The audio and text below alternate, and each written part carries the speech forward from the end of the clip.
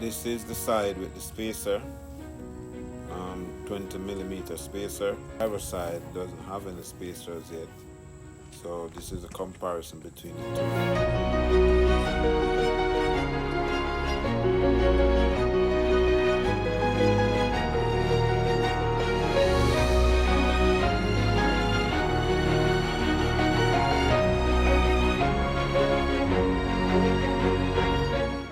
Yeah, so this is how it looks now that it's finished.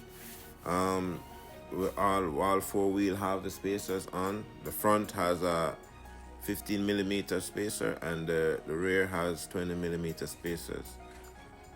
This car also has the lowering springs on it, the HR lowering springs, and so it's lowered a bit, but it doesn't rub or anything. It's like perfect where it's at right now.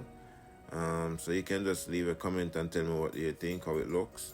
And also this I use a 45 millimeter bolts for the lug, and that gives it enough space. I think I had like 6 or 7 thread ring that will tighten in the hub to keep the wheel on. So the 45 millimeter does work and it does have enough space. It's long enough for this thing. So alright, thank you for watching.